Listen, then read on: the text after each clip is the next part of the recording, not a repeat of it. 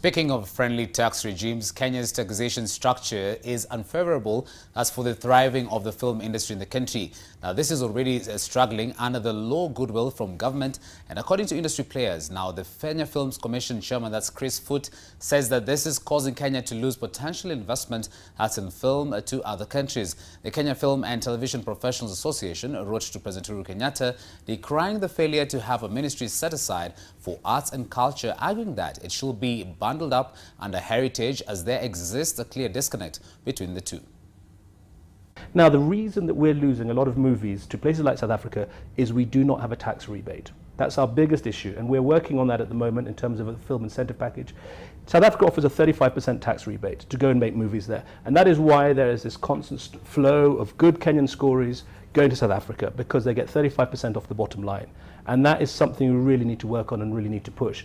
And so we need to set up enough things in our incentive package to do that. The funding at the moment, under our new legal notice of 2015, which gives us a whole new remit, one of our things we're mandated to do is set up a film fund. And actually, one of the things we're pushing now is, listen, give us a film fund, a serious one, $500 million to $1 billion shillings starting, which allows us to invest. When any of these guys come, we can look through it, see if it makes market sense, see if it's going to make money. It's not a grant.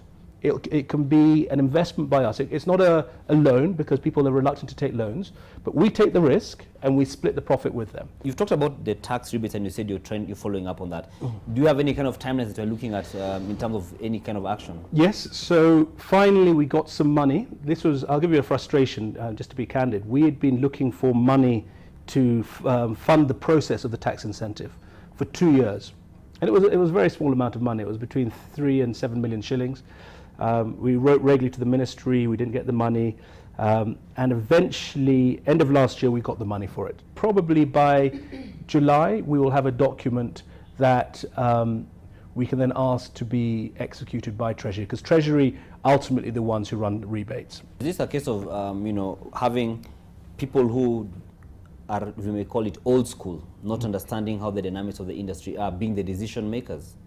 That's Victor? what I would definitely say yes. Everyone is nodding in studio. Like Jim Shamoon mentioned very clearly, the people who are driving the agenda for the tax incentives are not people who are very conversant with film.